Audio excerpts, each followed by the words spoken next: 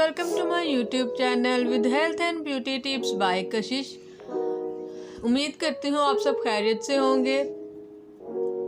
जैसे कि आप लोगों को पता है कि सर्दियों के दिन हैं और मोस्टली प्रॉब्लम्स होती हैं लोगों को हड्डियों के दर्द की, ठीक है।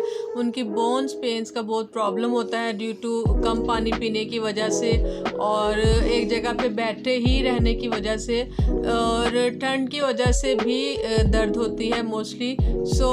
मैं आपको आज इसी का हल बताने जा रही हूँ, जो एक बहुत ही छोटा सा नुस्खा है, बहुत ही ज़बरदस्त किस्म का है कि आप किस तरह अपनी हड्डियों में दर्द को कम कर सकते हैं। और कोई इतनी बड़ी चीज़ नहीं है, इंशाल्लाह आप उसको यूज़ करेंगे तो आपको बहुत बहुत बहुत ज़्यादा फ़ायदा होगा इंशाल्लाह।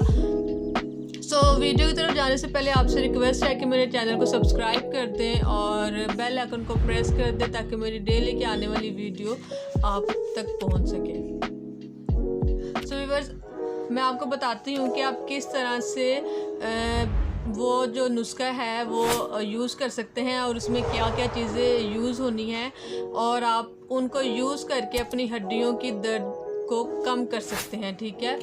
हमें उसके लिए सिर्फ़ और सिर्फ दो चीज़ों की ज़रूरत होगी, ठीक है। एक हमें चाहिए होगा हनी यानी कि शहद, ठीक है। एक हमें शहद चाहिए होगा और दूसरा चाहिए होगा दालचीनी का पाउडर, ठीक है। ये आप दालचीनी तो हर घर में होती है, ठीक है। आप इसका पाउडर कर लें, घर में भी इसे ग्राइंड करके इसका पाउडर कर लें। और आपने क्या करना है कि पहले आपने ये बड़ा चम्मच है थोड़ा, ठीक है, आपने छोटा चम्मच लेकर उसका एक चम्मच आपने इस तरह कर कर अपने मुंह में डालना है, ठीक है। एक चम्मच लेकर फिर इसके फ़ौरन बाद आपने एक चम्मच लेना है शहद का, ठीक है, यानी कि हनी का। आपने एक चम्मच लेना है दालचीनी का और एक चम्मच लेना है आपने शहद का, ठीक है।